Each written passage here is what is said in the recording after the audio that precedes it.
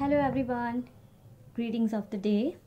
My name is Shapana and I'm your English teacher. And today we are going to start a new chapter, which is chapter number 7. Mrs. Bakes drives a hard bargain. So let's begin. I request all of you to open page number 82. So about introduction, first of all, what is drives a hard bargain? Bargain means to negotiate, भाव तोल करना या किसी चीज़ का जो actual price है उसे कम करना या ज़्यादा करने की कोशिश करना. So that is bargain. Now a hard bargain is a form of figure of speech, which means to expect a lot for what you paid.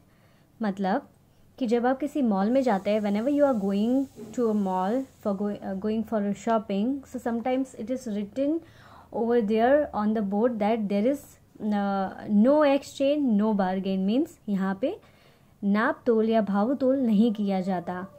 means there is no negotiation for the price or to ask for the discount. कि अगर कोई चीज़ आपको 100 rupees में वहाँ पे लिखी हुई है और आप बोलते हैं कि no you have to give this things to me in 80 rupees, so which means you are bargaining. आप किसी चीज़ का प्राइस कम करवा रहे हैं.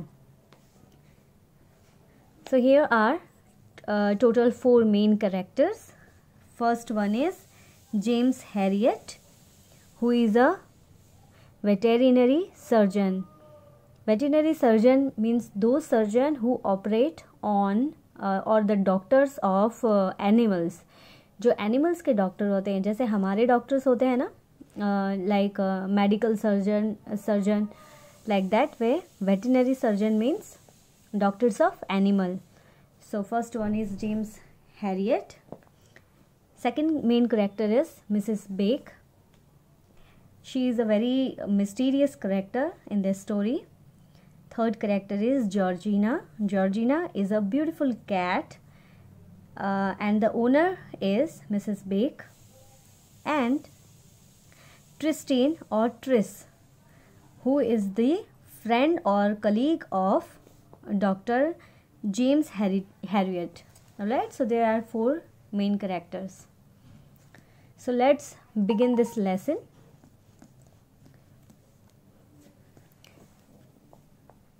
Chapter number 7, Mrs. Bake drives a hard bargain. This is a warm-up exercise. In the dictionary, the word bargain means to try to reduce the price of something that we are buying. किसी चीज़ का दाम कम करवाना जिस चीज़ को हम ले रहे हैं. When used as a verb, जब हम इसे क्रिया के रूप में यूज़ करते हैं. And sometime that has been bought at a very low price, और कभी कभी हम उसे बहुत कम प्राइस में भी ले सकते हैं. when you used as a noun, जब हम उसे noun के रूप में लेते हैं तब. Now match this bargaining expression in A with their correct meaning in B. A and B. First one is you are driving a hard bargain, मतलब आप बहुत ज़्यादा प्राइस कम या ज़्यादा करवा रहे हैं या नेगोशिएट करा रहे हैं. So correct answer will be you have got this at a very good price, मतलब एक सही दाम पे चीज़ को खरीदना.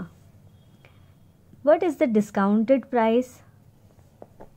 सो answer would be how much is the price reduction on this, मतलब इस पर कितना डिस्काउंट मिलेगा. Reduction means to make the price less और to minus it.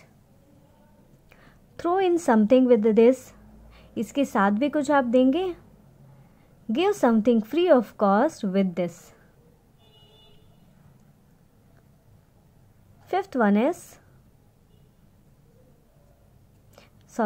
Fourth one is this the best price you can give me, क्या यही सबसे best price है you can offer me. So the match will be will you not reduce the price for any further, क्या अब आप इससे कम price नहीं करेंगे. Fifth one is that is indeed a bargain, यही सबसे ज़्यादा कम किया हुआ प्राइस है.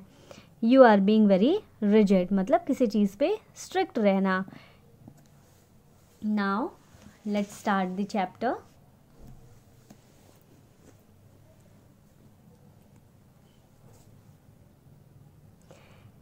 James Harriot was a veterinary surgeon practicing in North Yorkshire, UK.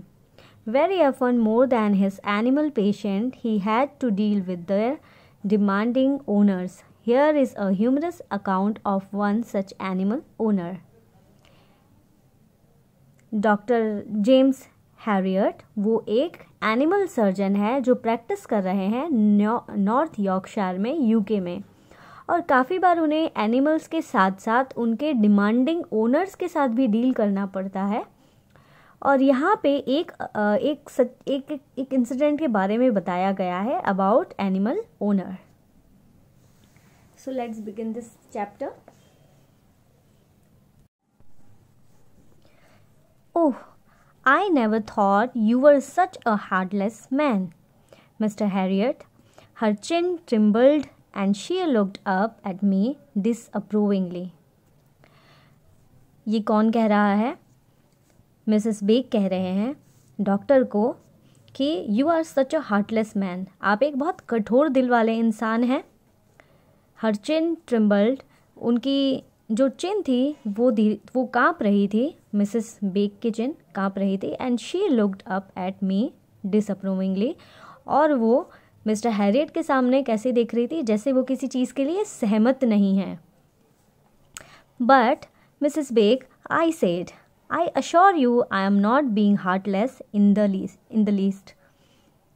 I just can't carry out a major operation on your cat for 10 shillings. Mr Beck कहते हैं कि मैं कोई हार्टलेस इंसान नहीं हूँ, मैं कठोर दिल वाला इंसान नहीं हूँ. ये बस एक चीज़ है कि मैं आपकी कैट का ऑपरेशन सिर्फ 10 शिलिंग्स में नहीं कर सकता. Now shilling is a name of a currency which is used in UK में पॉन्ड यूज़ होते हैं, और जो कॉइन्स रहते हैं जैसे कि हमारे यहाँ पे रुपीस या पैसा रहता है, उसी तरह से शिलिंग वहाँ की करेंसी के रूप में यूज़ किया जाता है.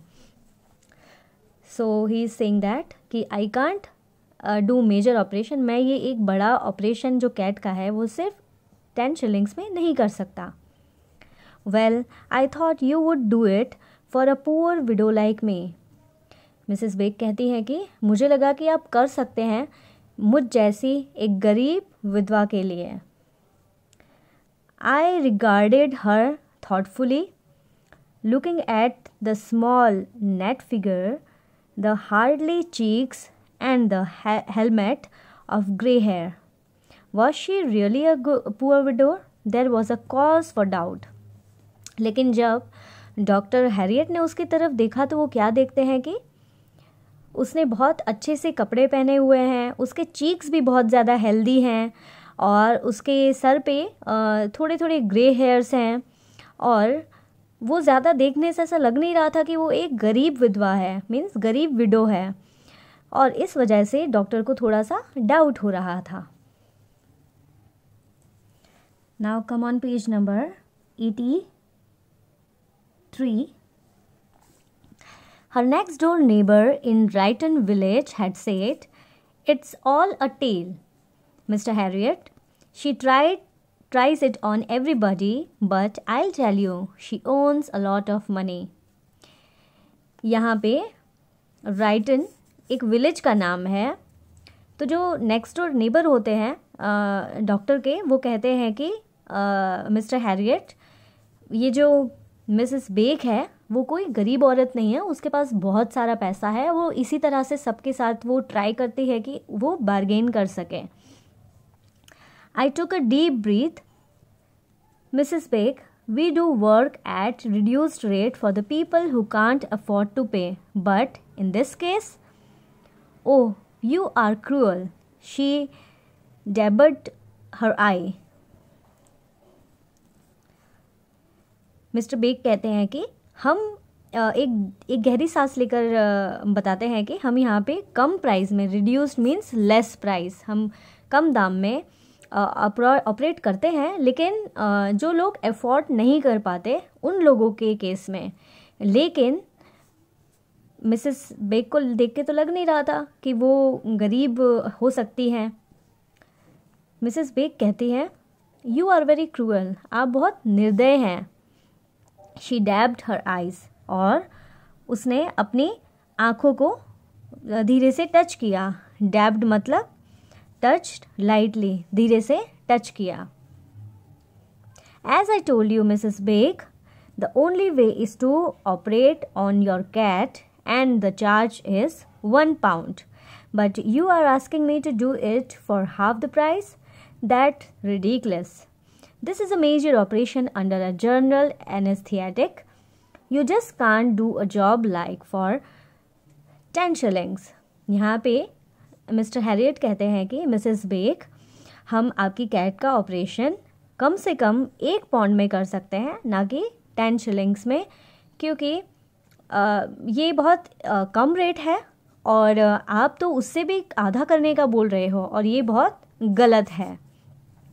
ये एक बहुत बड़ा ऑपरेशन है। मेजर ऑपरेशन मीन्स बड़ा ऑपरेशन है under a general anaesthetic. General anaesthetic means जब कोई ऑपरेशन होता है उस वक्त एक एनेस्थीसिया दिया जाता है, ताकि जो ऑपरेशन के लिए जो पेशेंट है उसे पेन या दर्द फील ना हो और वो थोड़ी देर के लिए अनकॉन्शियस हो जाए। तो इस कैट का ऑपरेशन भी कुछ इसी तरह का था कि उसे जनरल एनेस्थेटिक देना पड़ रहा था। You just can't do a job like that for 10 shillings, और हम इतना बड़ा काम सिर्फ 10 shillings पे नहीं कर सकते। She turned and looked out of the window and her shoulder began to shake. You won't even take pity on a poor widow? Mrs Beck क्या करती हैं कि वो टर्न होती है और अपने शोल्डर को मोड़ देती है और धीरे से हिलाकर बोलती हैं कि क्या आप एक गरीब विधवा पर क्या दया नहीं खा सकते? पिटी मीन्स किसी पे दया खाना। तो वो मिस्टर हैरियट को कहती है कि क्या आप मुझ पर दया नहीं खा सकते? This had been going on for 10 minutes, और ये कुछ 10 मिनट तक चलता रहा। I soon realise that I was in the pressure of a character for stronger than myself. और मिस्टर हैरियट ये रियलाइज़ करते हैं कि जो मिसेस बेक थी वो ज़्यादा हावी हो रही थी मिस्टर हैरियट पे।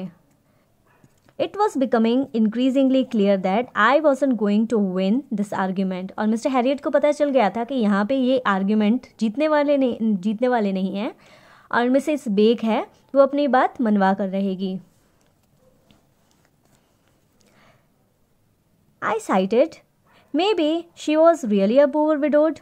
All right, Mrs. Bake, I'll do it for you for 10 shillings. Just this once.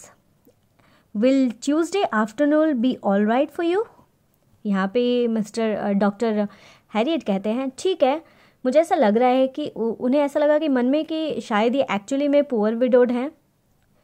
तो डॉक्टर ने कहा, ठीक है मिसेस बेक, मैं रेडी हूँ 10 shillings में ऑपरेशन करने के लिए।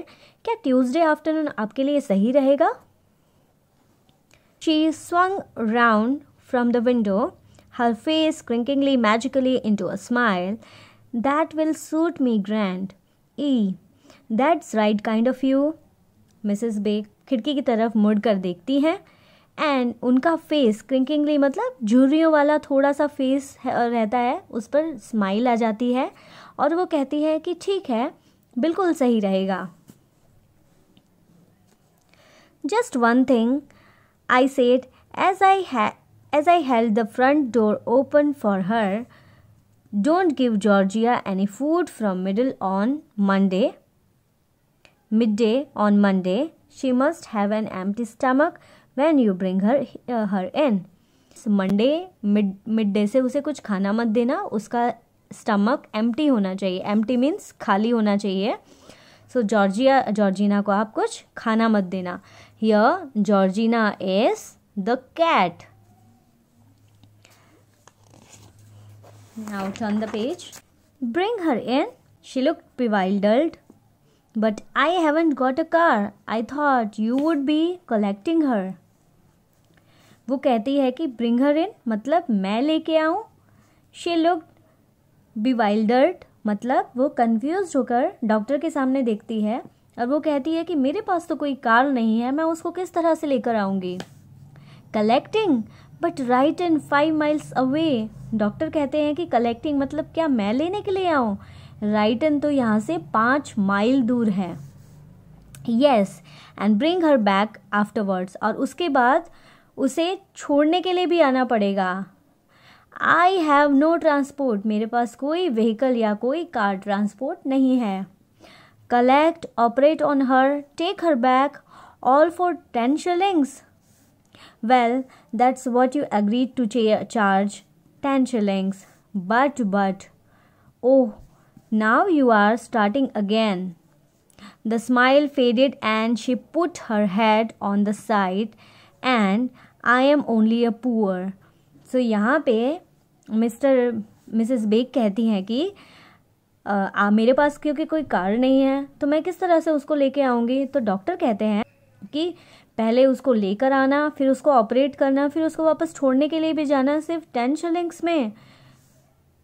मिसेस बेक कहती है कि यस, आपने अग्री किया था और अब आपको ये करना पड़ेगा। और उसके बाद जब डॉक्टर कहते हैं लेकिन ऐसा नहीं हो सकता, तो उस वक्त मिसेस बेक का जो चेहरा होता है उसकी स्माइल उड़ जाती है और वो बहुत निराश होकर एक दीवार के साइड में सर रखकर वो इस तरह बिहेव करती है जैसे she is a poor women. Okay, I said hastily, I'll call on Tuesday. So यहाँ पे डॉक्टर अग्री हो जाता है और कहता है ठीक है, मैं ट्यूसडे को लेने के लिए आ जाऊँगा। When Tuesday afternoon came round, I regretted my softness. On my way out, I glanced through the open door of the sitting room. Tristan, who was supposed to be studying, was sleeping soundly in his favorite chair. जब Tuesday morning afternoon होती है तो doctor realise करते हैं कि मैंने शायद गलती कर दी है और उसे अफसोस होता है कि मैंने अपनी इतनी ज़्यादा सॉफ्टनेस दिखा के मैंने कुछ गलत किया है और उसे अफसोस होता है। लेकिन जब वो विंडो के बाहर देखता है तो वो Tristan is a colleague and a friend of mister doctor Harriet. तो वो क्या देखते हैं कि जो ट्रिस्टन है वो पढ़ाई नहीं कर रहे होते, instead of that he was sleeping on his favourite chair. I shook him gently, मैंने उसे धीरे से हिलाया। Would you like to come with me, क्या आप मेरे साथ आना चाहोगे ट्रिस? यहाँ पे ट्रिस्टन को ट्रिस कहा गया है in short form. I got to pick up a cat, मुझे एक कैट को लेने के लिए जाना है। Certainly, Jim, he said with a yawn. I will be a pleasure. वो एक उबासी खाते हुए कहता है Okay, it will be a pleasure. ये अच्छा रहेगा। Mrs. Bake lived halfway down the left side of Brighton village. वो हाफ माइल जितना दूर रहती थी राइटन विलेज के।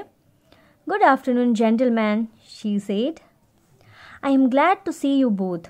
The living room with good, solid-looking furniture showed up no sign of poverty. Poverty means गरीबी।